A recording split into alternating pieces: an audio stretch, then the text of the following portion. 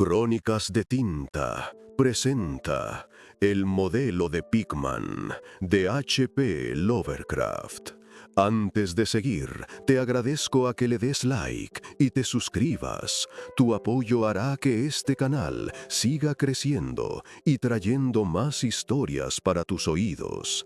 Sin más, empecemos. No tienes que pensar que estoy loco, Elliot. Muchos otros tienen prejuicios más raros que este. ¿Por qué no te ríes del abuelo de Oliver que no quiere ir en coche? Si no me gusta ese maldito metro, es asunto mío. Y de todos modos, llegamos más rápido en el taxi. Habríamos tenido que subir la colina desde Park Street si hubiéramos cogido el coche. Sé que estoy más nervioso que cuando me viste el año pasado, pero no hace falta que hagas una clínica por ello. Hay muchas razones, Dios lo sabe, y me imagino que tengo suerte de estar cuerdo. ¿Por qué el tercer grado? No solía ser tan inquisitivo. Bueno, si tienes que oírlo, no sé por qué no habrías de hacerlo. Tal vez debas hacerlo, porque me escribiste como un padre afligido cuando supiste que había empezado a dejar el club de arte y a alejarme de Pickman. Ahora que ha desaparecido, voy al club de vez en cuando, pero mis nervios ya no son lo que eran. No sé qué ha sido de Pickman, y no me gusta adivinar. Podría haber supuesto que tenía alguna información privilegiada cuando lo dejé, y por eso no quiero pensar dónde ha ido. Dejemos que la policía encuentre lo que pueda. No será mucho, a juzgar por el hecho de que aún no saben del viejo local de North End que contrató con el nombre de Peters. No estoy seguro de poder volver a encontrarlo yo mismo. No es que lo intente, ni siquiera a plena luz del día. Sí sé, o me temo que sé, por qué lo mantuvo. Estoy llegando a eso. Y creo que entenderás antes de que termine por qué no se lo digo a la policía. Me pedirían que les guiara, pero no podría volver allí, aunque conociera el camino. Había algo allí, y ahora no puedo usar el metro, y también puedes reírte de esto, bajar a los sótanos. Deberías saber que no dejé a Pickman por las mismas razones tontas que las viejas quisquillosas como la doctora Reed o Joe Minot o Rosworth. El arte mórbido no me escandaliza, y cuando un hombre tiene el genio que tenía Pickman, siento que es un honor conocerlo, sin importar la dirección que tome su obra. Boston nunca tuvo un pintor más grande que Richard Upton Pickman. Lo dije al principio y lo sigo diciendo. Y tampoco me desvié ni un ápice cuando mostró aquel Ghoul Feeding. Eso, recuerdas, fue cuando Minot lo cortó. Se necesita un arte profundo y una profunda visión de la naturaleza para hacer cosas como las de Pickman. Cualquier artista de portada de revista puede salpicar pintura y decir que es una pesadilla o un sábado de brujas o un retrato del diablo, pero solo un gran pintor puede hacer que algo así asuste o suene a verdad. Eso es porque solo un verdadero artista conoce la anatomía real de lo terrible o la fisiología del miedo, el tipo exacto de líneas y proporciones que conectan con los instintos latentes o los recuerdos hereditarios del miedo, y los contrastes de color y los efectos de iluminación adecuados para despertar la sensación de extrañeza latente. No hace falta que les diga por qué un Fuseli produce realmente un escalofrío, mientras que un frontispicio barato de una historia de fantasmas simplemente nos hace reír. Hay algo que esos tipos captan, más allá de la vida, que son capaces de hacernos captar por un segundo. Doré lo tenía, Sime lo tiene, Angarola de Chicago lo tiene, y Pickman lo tiene como ningún hombre lo ha tenido antes, ni, espero que el cielo, lo vuelva a tener. No me pregunten qué es lo que ven. Saben, en el arte ordinario hay toda la diferencia del mundo entre las cosas vitales, que respiran, dibujadas de la naturaleza o de los modelos, y el camino artificial que los alevines comerciales hacen en un estudio desnudo por regla. Bueno, debería decir que el artista realmente extraño tiene un tipo de visión que hace modelos o convoca lo que equivale a escenas reales del mundo espectral en el que vive. En cualquier caso, consigue resultados que difieren de los sueños de los pretendientes, de la misma manera que los resultados del pintor de la vida difiere de las invenciones de un caricaturista de la escuela. Si alguna vez hubiera visto lo que Pickman vio, pero no, tomemos un trago antes de profundizar más. Dios, no estaría vivo si hubiera visto lo que ese hombre, si es que era un hombre, vio. ¿Recuerdas que el fuerte de Pickman eran las caras? No creo que nadie, desde Goya, haya podido poner tanto infierno en un conjunto de rasgos o un giro de expresión. Y antes de Goya, hay que remontarse a los tipos medievales que hicieron las gárgolas y las quimeras de Notre Dame y el monte San Michel. Creían todo tipo de cosas y quizá también veían todo tipo de cosas, porque la Edad Media tuvo algunas fases curiosas. Recuerdo que una vez le preguntaste a Pickman, el año antes de que te fueras, de dónde sacaba él esas ideas y visiones. ¿No fue una risa desagradable la que te dio? Fue en parte por esa risa que Reid lo abandonó. Reid, ya sabes, acababa de estudiar patología comparativa y estaba lleno de pomposas cosas internas sobre el significado biológico o evolutivo de tal o cual síntoma mental o físico. Decía que Pickman le repelía cada día más y que casi le asustaba hacia el final, que los rasgos y la expresión del tipo se estaban desarrollando lentamente de una manera que no le gustaba, de una manera que no era humana. Hablaba mucho de la dieta, y el medio Pickman debía ser anormal y excéntrico hasta el último grado. Supongo que le dijo a Reid, si es que usted y él mantenían correspondencia al respecto, que dejara que los cuadros de Pickman le pusieran de los nervios o le sacaran de quicio.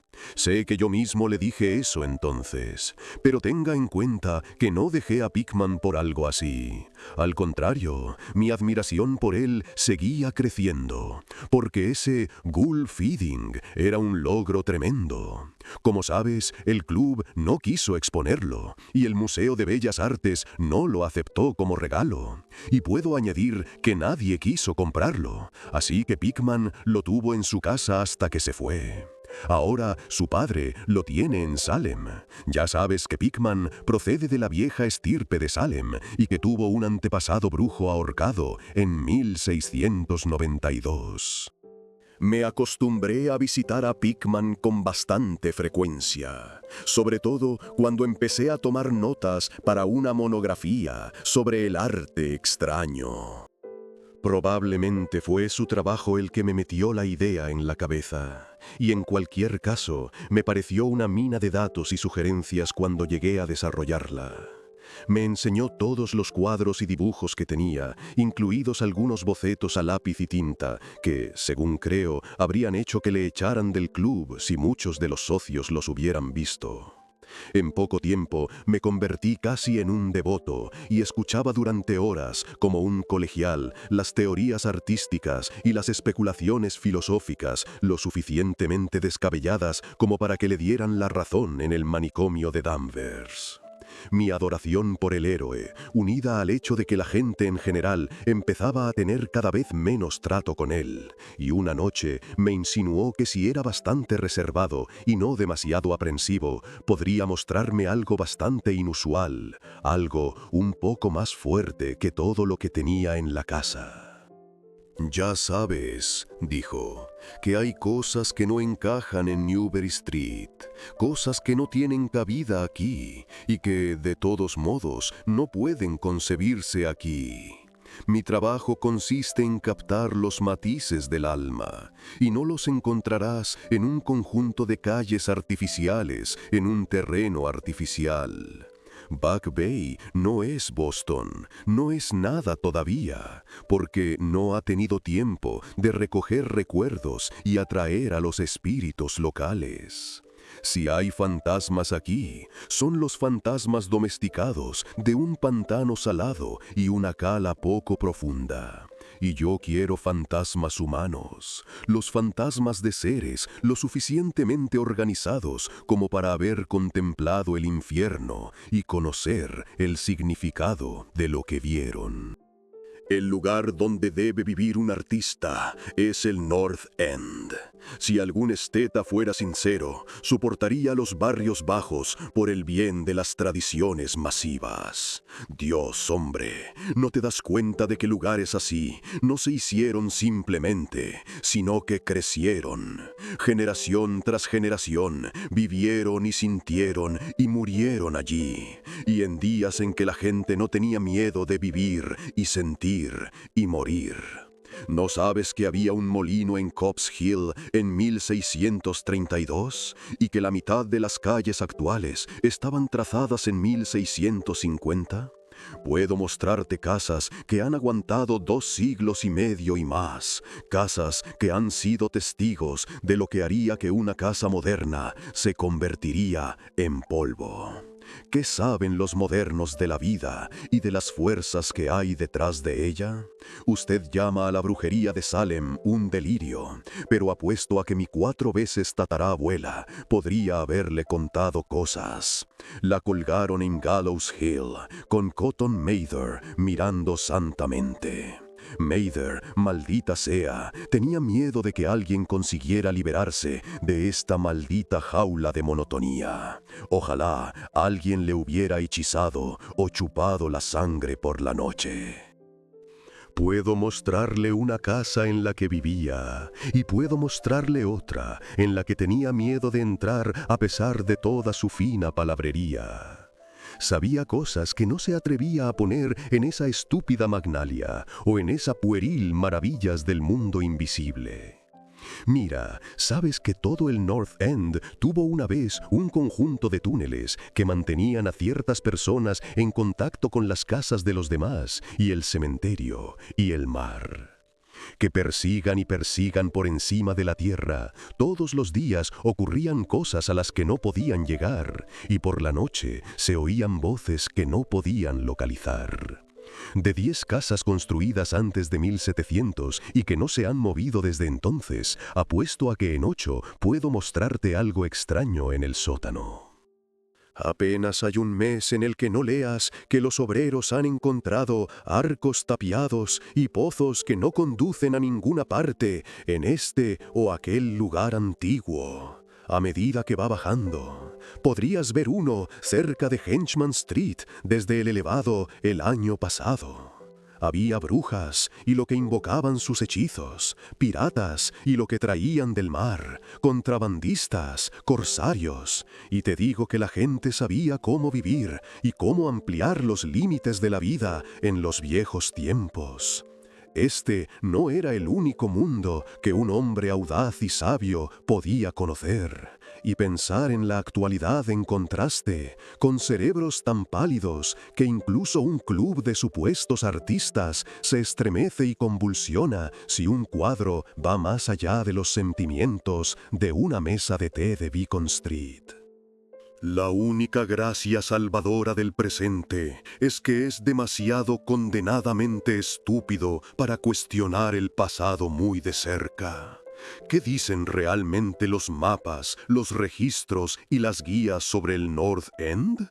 Bah, en una conjetura te garantizo que te llevaré a 30 o 40 callejones y redes de callejones al norte de la calle Prince, que no son sospechados por 10 seres vivos fuera de los extranjeros que los pululan.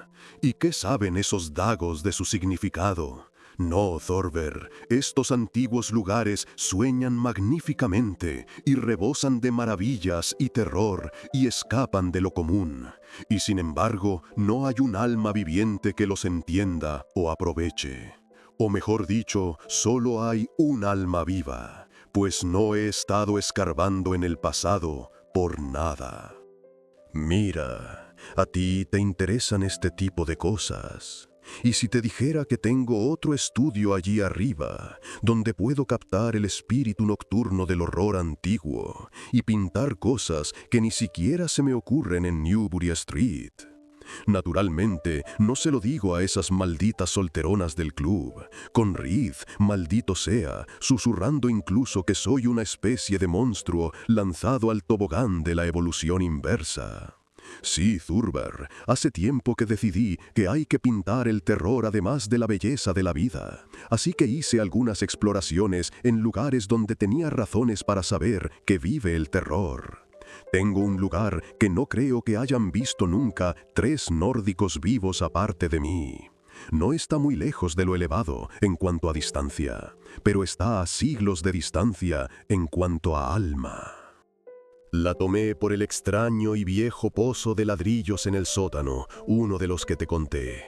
La choza está casi derrumbada para que nadie más viva allí, y odiaría decirte lo poco que pago por ella. Las ventanas están tapiadas, pero eso me gusta mucho más, ya que no quiero la luz del día para lo que hago. Pinto en el sótano, donde la inspiración es mayor, pero tengo otras habitaciones amuebladas en la planta baja. Un siciliano es el dueño, y yo lo he alquilado bajo el nombre de Peters.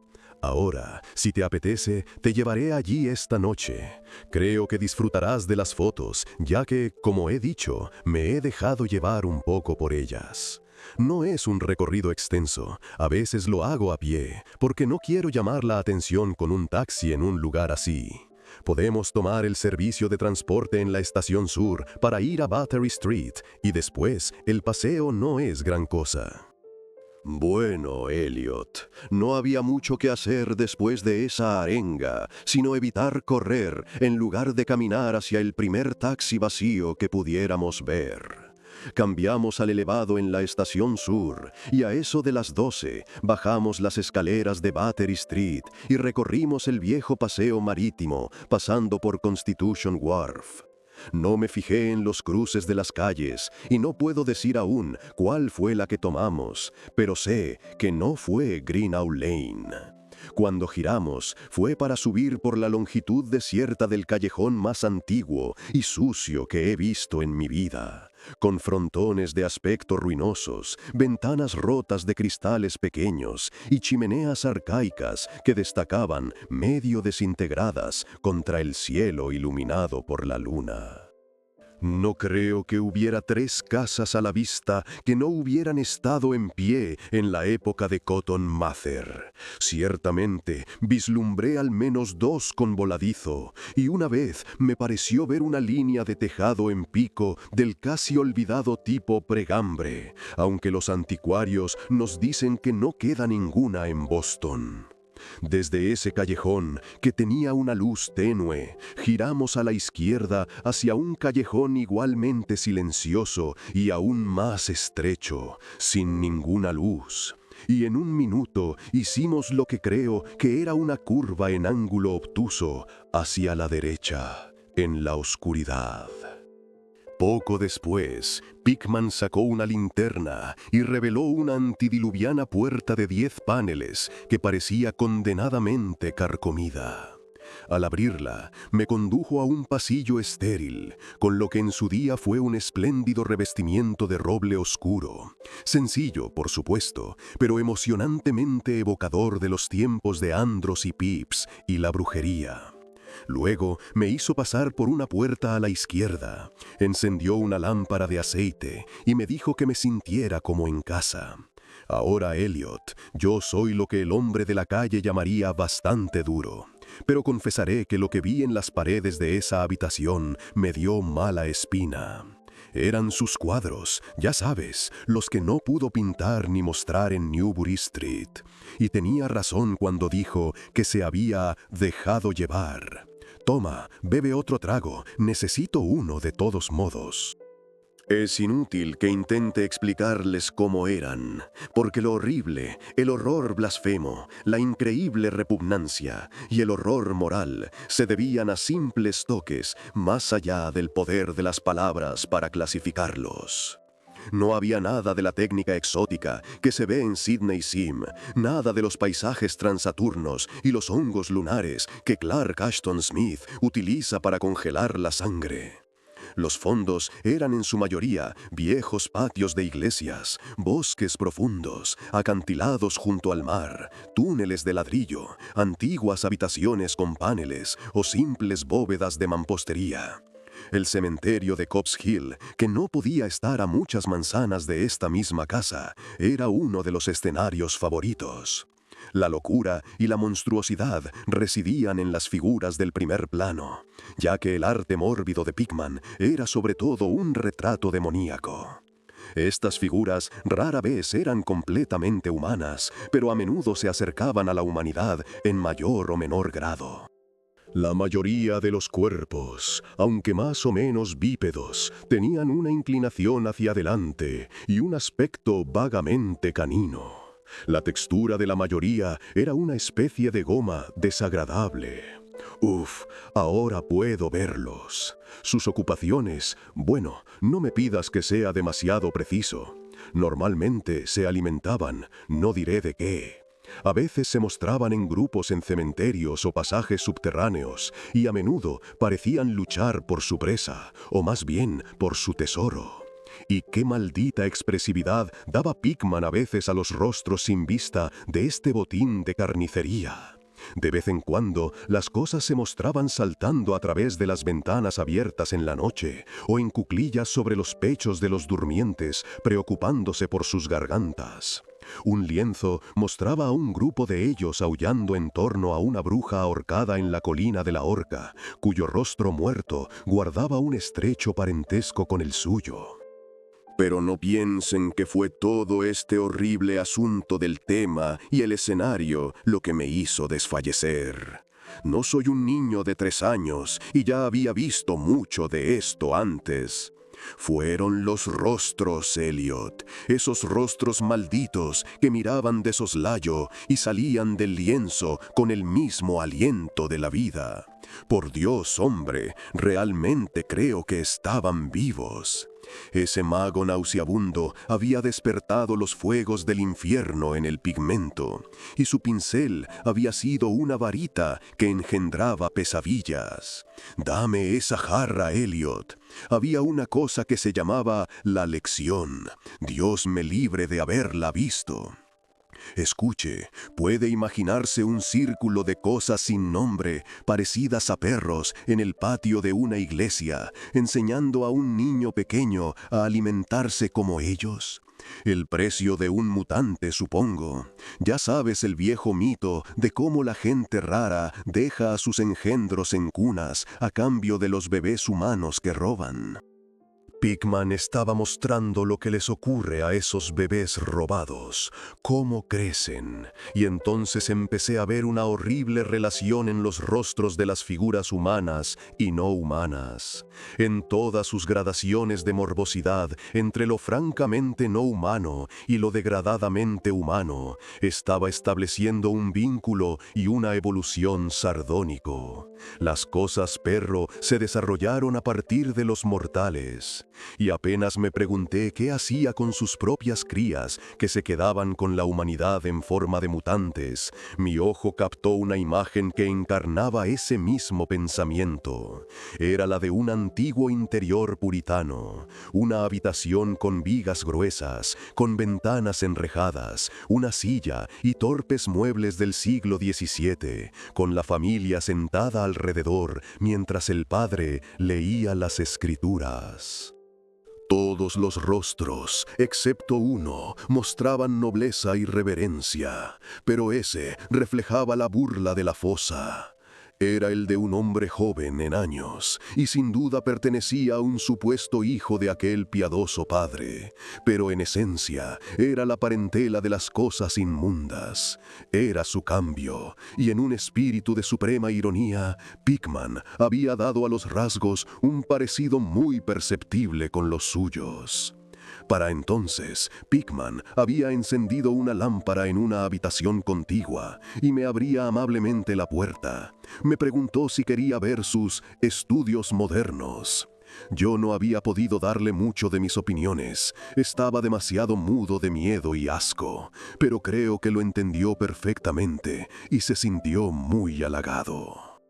Y ahora quiero asegurarte de nuevo, Elliot, que no soy ningún majadero para gritar ante cualquier cosa que se aleje un poco de lo habitual. Soy de mediana edad y decentemente sofisticado, y supongo que viste lo suficiente de mí en Francia para saber que no soy fácil de noquear.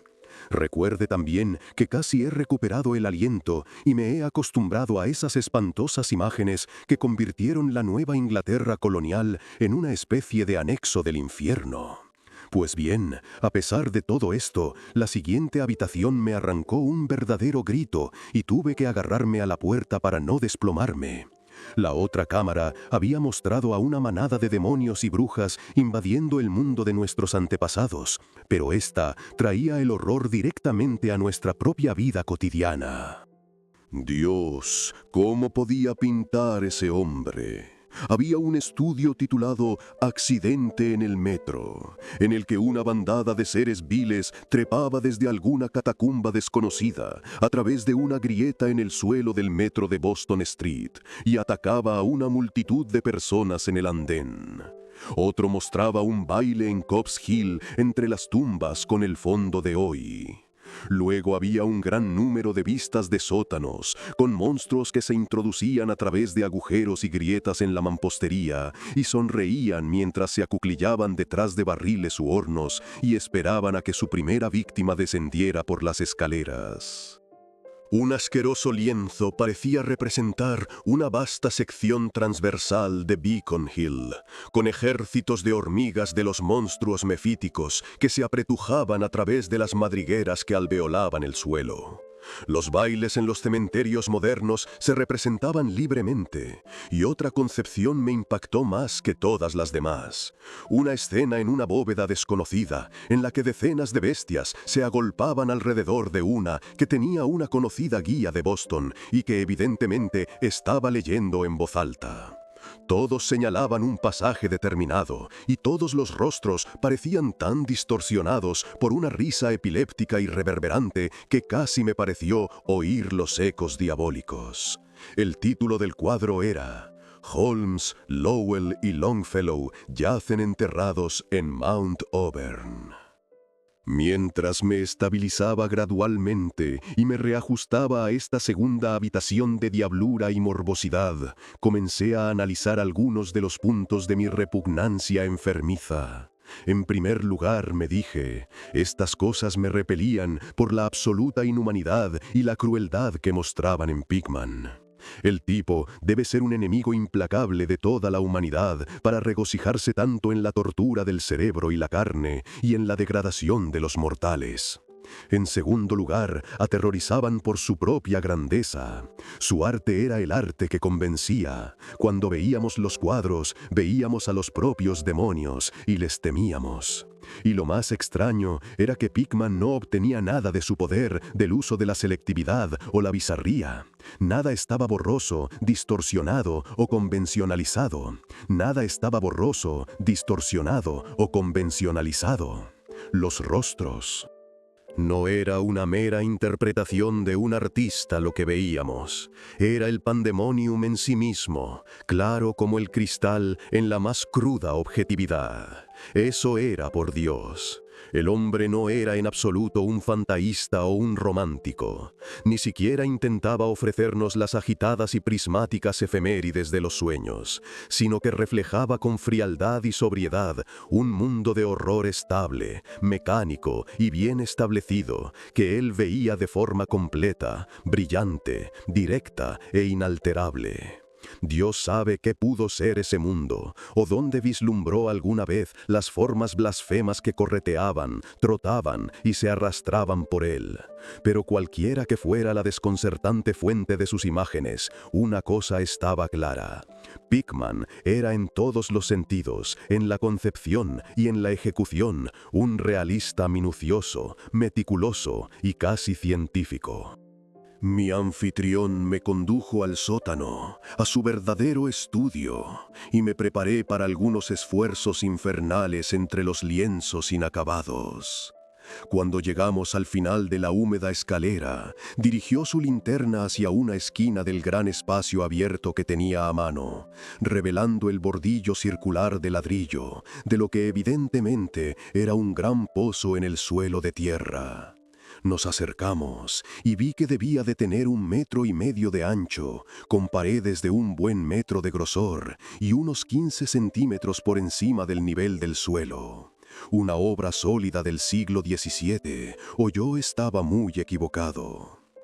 Eso, dijo Pickman, era el tipo de cosa de la que había estado hablando, una abertura de la red de túneles que solía socavar la colina.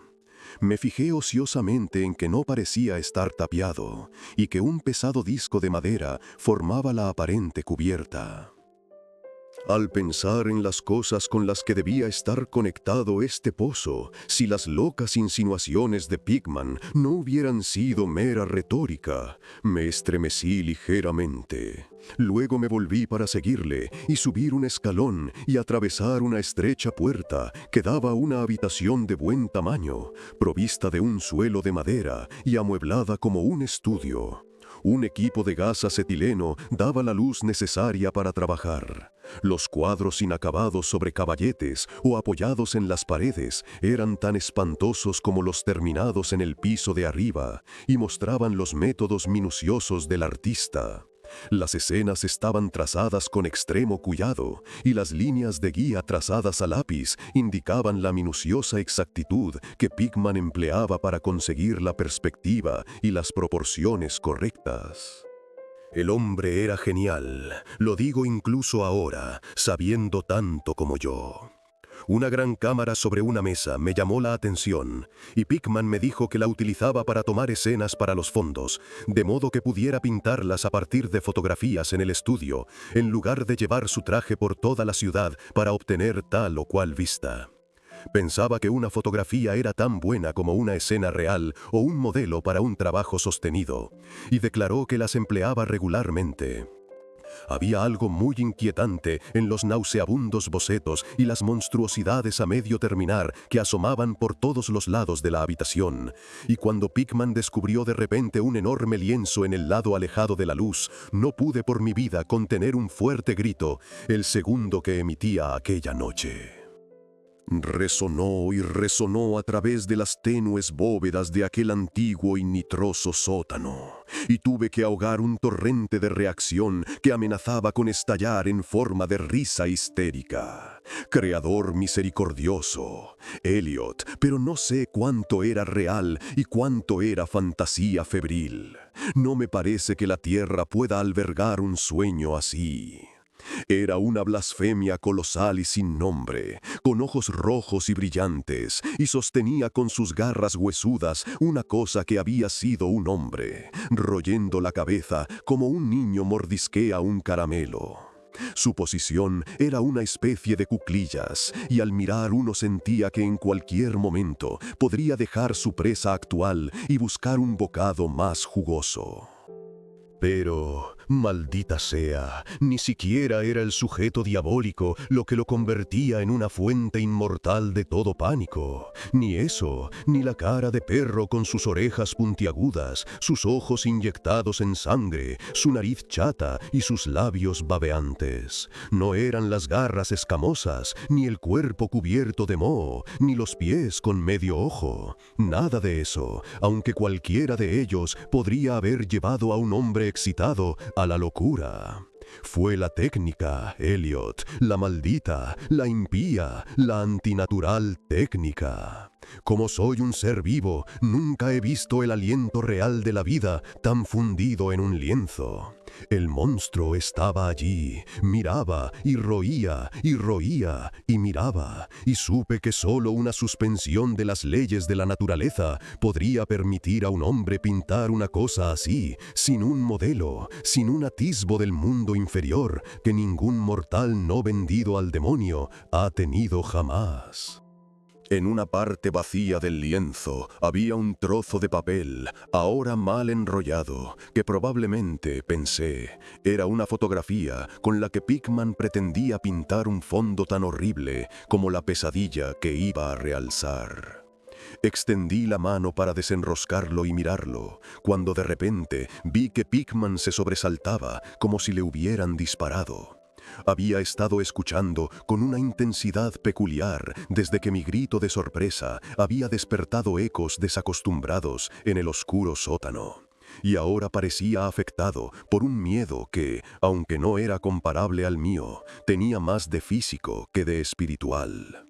Sacó un revólver y me indicó que guardara silencio. Luego salió al sótano principal y cerró la puerta tras de sí. Creo que me quedé paralizado por un instante. Imitando la escucha de Pickman, me pareció oír un débil sonido de correteo en alguna parte y una serie de chillidos o golpes en una dirección que no pude determinar. Pensé en ratas enormes y me estremecí. Luego se oyó una especie de estruendo tenue que, de alguna manera, me puso la piel de gallina. Un estruendo furtivo y a tientas, aunque no puedo intentar expresar lo que quiero decir con palabras. Era como una pesada madera cayendo sobre la piedra o el ladrillo. Madera sobre ladrillo, que me hizo pensar. Volvió a sonar, y más fuerte. Hubo una vibración como si la madera hubiera caído más lejos de lo que había caído antes. Después siguió un ruido agudo y chirriante, un grito de Pickman y la descarga ensordecedora de las 6 cámaras de un revólver, disparado espectacularmente, como un domador de leones podría disparar en el aire para causar efecto. Un chillido o graznido apagado y un ruido sordo. Luego, más chirridos de madera y ladrillos, una pausa y la apertura de la puerta, ante la cual confieso que me sobresalté violentamente. Pickman reapareció con su arma humeante, maldiciendo a las ratas hinchadas que infestaban el antiguo pozo. «El diablo sabe lo que comen», Thurber dijo con una sonrisa, porque esos túneles arcaicos tocaban el cementerio, la guarida de las brujas y la costa del mar. Pero sea lo que sea, deben de haberse quedado cortos, porque estaban endemoniadamente ansiosos por salir. Tus gritos los han despertado, supongo. Será mejor que tengas cuidado en estos viejos lugares. Nuestros amigos los roedores son el único inconveniente, aunque a veces pienso que son una ventaja positiva en cuanto a la atmósfera y el color. Bueno, Elliot, ese fue el fin de la aventura nocturna. Pickman había prometido mostrarme el lugar, y Dios sabe que lo hizo. Me sacó de aquella maraña de callejones en otra dirección. Al parecer, pues cuando divisamos una farola, nos encontramos en una calle medio familiar, con monótonas hileras de bloques de viviendas y casas antiguas mezcladas. Resultó ser la calle Charter, pero estaba demasiado nerviosa para darme cuenta de dónde habíamos llegado. Llegamos demasiado tarde para el elevado y volvimos al centro por Hanover Street. Recuerdo ese muro. Cambiamos de Tremont a Beacon y Pickman me dejó en la esquina de Joy, donde me desvié. Nunca volví a hablar con él. ¿Por qué lo dejé? No seas impaciente. Espera a que llame para pedir un café. Ya hemos tenido suficiente de lo otro, pero yo por mi parte necesito algo. No fueron las pinturas que vi en ese lugar, aunque juraría que fueron suficientes para condenarlo al ostracismo en 9/10 partes de los hogares y clubes de Boston. Y supongo que no te preguntarás ahora por qué tengo que mantenerme alejado de los subterráneos y los sótanos. Fue algo que encontré en mi abrigo a la mañana siguiente. Ya sabes, el papel enroscado que estaba clavado en el espantoso lienzo del sótano. Lo que pensé que era una fotografía de alguna escena que pretendía utilizar como fondo para ese monstruo. El último susto me lo llevé mientras trataba de desenroscarlo, y parece que lo había arrugado en el bolsillo. Pero aquí está el café. Tómalo negro, Elliot, si eres prudente. Sí, ese papel fue la razón por la que dejé a Pickman.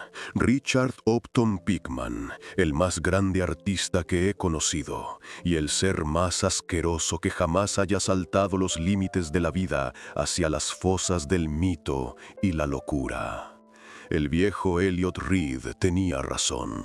No era estrictamente humano. O bien había nacido en una sombra extraña, o había encontrado la manera de abrir la puerta prohibida.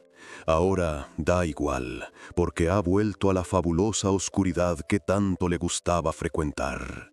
Toma, pon en marcha el candelabro. No me pidas que te explique, ni siquiera conjetures sobre lo que quemé. Tampoco me preguntes qué hay detrás de ese revuelto de topos que Pickman se empeñaba en hacer pasar por ratas.